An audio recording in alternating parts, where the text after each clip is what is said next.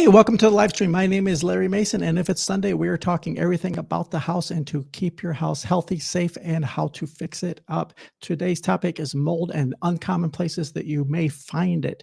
Let me know if you have any questions. If you catch me live during the comments, it's fine. Let me turn that part on in the stream. And if you catch it on the replay, just ask me any questions or comments down below in the questions comment section, and I will respond within 24 hours. Real quick disclaimer, I am not an allergist or a doctor. Mold advice is from my over 2 decades experience as a general contractor. I have been on sites during mold cleanups. I have a friend that does some mold work as well as other environmental work. All right, let's get into it. Okay, so let's talk about common places to find mold in your house, maybe uncommon places to find mold in your house. Some of these may be obvious because it deals with water, high moisture water locations. Some of it may not be obvious at all. So let's get right into it. Okay, so mold. If you have allergies or chronic lung disease like asthma, you're very probably aware of the negative effects of mold on your health. But even if you are a healthy immune system, coughing, wheezing, throat, skin, eye irritation, other things can happen with mold irritation. Mold is everywhere. You can't control your exposure fully, especially when outdoors and in public spaces, but inside your house, you can mitigate it and control it. Okay, so we're starting off with the bathroom picture. Places to check for your house, obviously, is bathroom because of the mixture between water and finished materials. So real common spot there between your tub and your tile surround. The caulk and the grout inevitably will grow mold. Regularly cleaning that area will prevent it for sure. You don't need expensive, high-end cleaning products. You can just use regular bathroom cleaners there. Of occasionally, if the occasionally if the caulk between the tub and the wall is very porous, and as it breaks down, sometimes it becomes porous, it will trap mold in there. So sometimes you will just have to give up on the cleaning, pull that caulk away, throw it away, and replace it. This is a common spot we see it. This is where any kind of drywall or plaster or finish wall meets the tub and the shower in your bathroom. Inevitably, it seems like that curtain or that shower door leaks and you get mold and water buildup. Another common place to check is your kitchen. So in the bathroom, you've checked around your tubs, toilets, faucets, showers. In your kitchen, of course, you want to check under the sinks. This is a real common problem. We definitely see it a lot. Okay, next one. This sometimes is a result of plumbing leaks. Where there's water, there will be eventually mold. This often, though, your kitchen faucet, if you think about the sink location and the faucet location, it's on the exterior wall of your house. It's very common that it's centered under a window, right? Your kitchen sink centered under a window looks pretty, looks nice and symmetrical. But that is an exterior wall, which means if you have poor insulation and you're in a very hot or cold climate, that temperature difference will form condensation and then mold grows. So this can be a plumbing leak, but it can also just be a exterior wall insulation problem. Now this one's pretty extreme here, where the mold is growing in your kitchen. Also, during any kind of removing of wallpaper, wallpaper is a poor choice for kitchens and bathrooms. It traps moisture, eventually will grow mold. Or if you're doing a renovation and you're pulling off cabinets or something like that, you may tend to find mold in your house. Okay, other areas. So we've done bathrooms, we've done kitchens. In the kitchen, remember to check under the kitchen sink, the refrigerator, pull that refrigerator back, see if the water and ice line has become loose, disconnected, or leaking. Check around the stove and microwave for sure. Cooking produces a lot of moisture, and other places in your kitchen. Now, where to check in your bedroom. Believe it or not, on and in your mattress, around your windows, big area around your windows. Mold will grow there for sure because of the temperature differences, condensation, which is moisture, and then the mold comes or the windows are leaking. And of course, air conditioning and heating vents. This is a bedroom corner. When we are in a bedroom, if it has furniture tight against the wall, especially like a pre-1950s home that we know has poor insulation, if the furniture is tight against the wall, like a dresser, headboard to your bed, if you pull that back a little bit, you usually will see some amount of mold. Maybe not this bad in the picture, but usually we'll see some amount of mold. So check in those areas. And then here in the ceiling of this bedroom, on the other side of that ceiling is a bathroom. So something is going on there. And then this is on the baseboard trim. So when the mold is very surface, if it's on, so wood is easier to clean than drywall or plaster because wood is not quite as porous. When the mold is on the surface, you can clean it effectively. If it's grown into the drywall or into fabrics and things like that, where you don't think you can effectively clean it, it's time to just cut it out and throw it away. Okay, so we checked for molds in our bathrooms, in our kitchens, in our bedrooms, and now let's go to the living room. You want to check around your curtains, indoor plants. Growing things produces a lot of moisture. Uh, Times have definitely changed. We see a lot of growing of pot marijuana indoors, which it's like having a greenhouse in your house, super high moisture content. So sometimes the mold will literally just get out of control. Um, Sorry, let me move this up. Okay. So if you're growing anything in your house, as minor as potted plants, but as major as growing marijuana, your moisture control is very, very important. It has to be vented, otherwise you will have mold growing. So bedrooms, living rooms, curtains, indoor plants, fireplaces, and chimneys are all high potential areas for mold growth. Here you're seeing behind a couch. Definitely check down low, pull things back away, especially from the exterior walls, to inspect and look for a mold in your home. This is plaster that's literally cracked and falling off because of the moisture problems, and then the mold grows. You only need a few things for mold to grow, but the one that's probably within your control is water, is moisture control. Okay, inspect your bedrooms and your living rooms for mold damage or mold growing, and you do need to pull furniture away to do a proper inspection. Next, you want to check for mold in your attics. So this is a picture in an attic. If you look at on the roof decking, the sheathing is growing mold. That's OSB, oriented strand board. That's the most common product today. It's so OSB is made with wood chips, kind of leftover wood chips, and they're glued under pressure, and then they form these sheets, and they cut them into the most common 4x8 sheets, and then they build your house with it. That seems to grow mold very, very easily. There's a lot of pores in there, a lot of openings where if moisture gets trapped, it will grow mold for sure. So check your attics periodically. Now, this is plywood decking. Plywood does grow mold, not as easy, and it seems to be more on the surface. So if it's growing on the surface of the plywood, I do find it's easier to clean, whether professionally treated or a DIY do-it-yourself project. Plywood does seem to be easier to clean than OSB for sure. OSB can't take a lot before it just has to be cut and thrown away because you're going to get water damage. Here's plywood again, black mold. We talked in a previous live stream that the color of the mold does not indicate the severity. You can have black and other colors that actually are not necessarily that serious, and you can have what you think is an innocent color looking mold that is very, very serious to your particular health. So don't judge the severity by the color of the mold. The severity is how active the spores are, if they're still growing, and if they're becoming airborne, so it travels to other parts of your house. It is true you don't live in your attic, but the spores are not healthy for the house. Okay, this picture here is a basement. So now we've inspected the attic. Now let's move all the way down to basements and crawl spaces. Now, if you have an unfinished basement, it should be easier for you to see what's going on. Of course, these are concrete block walls. They will tend to have a certain amount of moisture pushing it and weeping through the block tiles.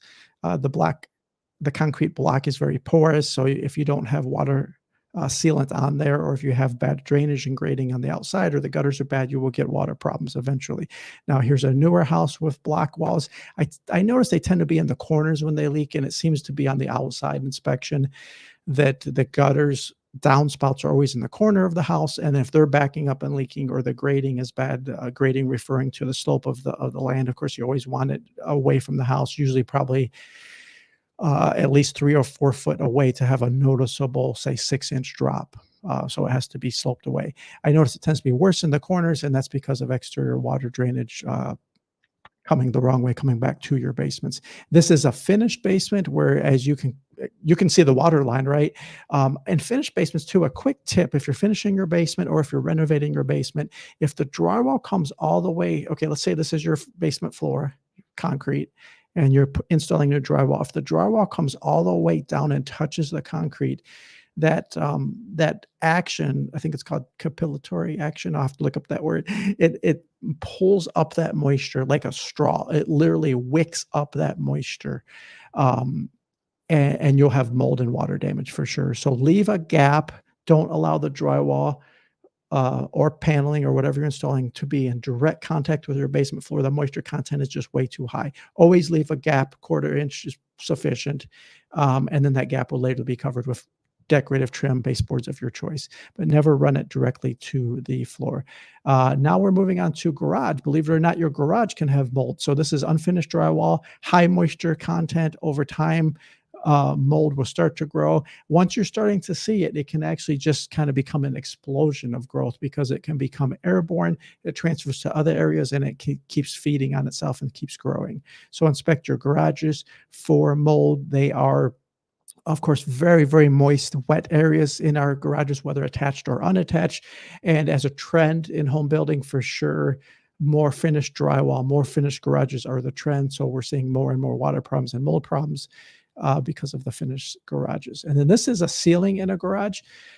Sometimes it can be a roof leak. Looking from the attic space that I think I can see here, that probably was a roof leak. However, a lot of times if you have building rooms above the garage, so you have a bonus room or so above the garage, if there's plumbing up there, there's just as good chance that it's a plumbing leak, a plumbing problem, rather than a roof problem that's caused the water and the mold. You can't control the mold, but you can control the water. So mold is a symptom of a water problem in your home. So look for the mold as a sign, but then you have to dig deeper to find the water problem and how to stop that. Okay, mold in carpets, fabrics, furniture. Believe it or not, they can also be found there. Don't neglect looking for that. This is some kind of furnace air duct, and we're having mold growing on the carpet. Again, here, mold growing on the carpet and the baseboard trim. It can be on any surface in or under your home. Be mindful of that. Pulling back the carpet will always tell you the truth because you'll see the pad. The pad is kind of a horrible design when you think about it, right? We have this sponge material, sponge-like material under our carpet, and it's going to hold moisture, odor, everything. It's going to hold everything bad, and it's just going to get trapped in there under the carpet. So you want to pull that carpet from time to time. If you suspect anything, look for anything out of the ordinary. And then that wooden tack strip. Now this will vary depending on what part of the country you're at and if you have concrete subfloor or wood subfloor. But in my part of the country, in the Midwest, we most commonly have wood tack strip under the perimeter of our carpets. And when you pull that, if you're suspecting water, the tack strip will tell the truth, because even if the carpet doesn't have obvious stains or odor, you'll see water stains on that wooden tack strip. It'll collect there for sure. This is mold on furniture. This is the back of a dresser, so it can absolutely grow on our belongings in the house as well. It doesn't have to be the house itself. It can be on our jogging shoes. It can be on our jackets that are hanging up in a closet. It can be anywhere. This is a built-in piece of furniture, and it's growing on the surface here. It looks like that wood is well sealed and painted. It'll be relatively easy to clean that surface rather than having to cut out a section of the wall there. And then another piece of furniture here. This is some kind of built-in cabinet that it's growing on the surface and becoming very obvious. This is a couch. Mold can grow in curtains and couches and our personal clothes hanging in our closet. Remember, it can grow everywhere. So don't just inspect the obvious places like kitchens, bathrooms, and basements. It can be literally anywhere. So just be mindful of that. Okay, this one, I don't know if you've thought about this one. It's becoming more and more of a problem. Washer machines and dryers. So clothes, our laundry, our washing machines, especially these front load models. If you look carefully, let me show you another slide. If you look carefully, this is a front load washer machine. It has that rubber gasket, and that's the way the door can close and your water level in your washing machine can come up on that door and it doesn't leak. Great design, right? Well, it has these flaps in it that do tend to hold water. They don't dry out. And everybody's doing the shortcut where they're keeping their washer machine door open on a front load so it dries out and it doesn't smell so bad. Well, they would be shocked if they pull that rubber gasket back and see what's growing in there. And that's in your house, and that potentially is in your clothes as well. So on a front load, on the top loads, you might see a little bit around the door, pretty minor, pretty easy to clean. But on the front loads, you do want to mechanically pull that rubber seal back and look around the door and wipe it down, just like in this picture from time to time. Don't ignore that area for sure. And it can also be in your dryers as well. Any place with high moisture can have mold growing, so they can absolutely be in your dryers. Laundry area room mold here. Sorry for the bad resolution picture on this one, but that's finished drywall behind a laundry room, and there is mold growing everywhere. So we got a burst pipe or something going on. My guess would be it's plumbing related in that one. Okay, heat ducts, air ducts, HVAC, air conditioned ducts, bathroom vent ducts, anything that's moving air in the home also can have mold. Generally speaking, circulating air is good. That's how you're going to help dry out your spaces. For instance, in a basement, you're going to put in a dehumidifier amongst other mitigation steps to dry it out. Even just a fan with that air movement will tend to dry things out. Air movement usually dries things out. But your bathroom vents can have mold growing on them for sure. This is an air duct for a furnace system, and you can see that is growing mold. So you will need your furnace and AC ducts cleaned occasionally. It depends on your house how often to do it. It didn't used to be common. Now it's very, very common. ServPro, Stanley Steamer, any kind of carpet cleaning company also often will do air duct cleaning as well. So be mindful of that. Here's a nice before after picture to show you the differences. If you have metal air ducts, they're certainly a lot easier, more typically cleaned. You really can't do that yourself as a homeowner because it's going to need specialized equipment to clean all the areas of air ducts in your home. This one is a flexible design, which it's a cheaper flexible air duct. I don't have a separate picture of it, but those are more difficult to clean. A lot of the new homes in my area, even up to $800,000 homes are having the flexible air ducts. It's not solid metal. It's like a plastic flex with insulation on the outside. They're going to be harder to clean for sure, because anybody that puts a mechanical cleaner in there, whip it around, it's going to start cutting it up for sure. So hopefully you have metal air ducts, so they will be easier to clean. Now, can you clean yourself? Do you need expensive products or chemicals? In my opinion, you do not need expensive products and chemicals. In most cases, literally soap and water will clean mold. It's not necessarily more difficult to clean than any other substance in your house. Now, of course, if it's grown into the material, like drywall, you're going to have to cut it off and replace it. But if it's on the surface, it does not have to be expensive. You can definitely do it yourself, and there are cleaners on the market. Now, if you go to like Home Depot, Lowe's, or Menards and you look at the mold cleaning section next to the regular cleaning section, they have 4 to 8 foot of cleaning materials dedicated, just labeled for mold. It seems to be a lot of marketing that this product is used for mold and this product is used for that and this product is used. Any good kitchen bath cleaner will do a good job of cleaning most household molds and kill them for sure. Mold mildew, that word here, it can be used interchangeably. It really doesn't matter. I often joke when somebody asks me, do I have mold or do I have mildew? I say, well, homeowners call it mildew and attorneys call it mold, right? Mold sounds more serious. It sounds more scary for sure, but you can absolutely clean it. You can absolutely do this yourself. Okay, let's build something awesome. Hey, I bet you can do it yourself. Okay. That is all the materials I had prepared for today. If you have any questions on the replay when you see this video, please let me know. If you post your comments, I will respond within 24 hours, and we can talk about mold or moisture issues in your home, or really any kind of do-it-yourself home improvement project. Thank you so much, everybody. Have a good day. Bye-bye.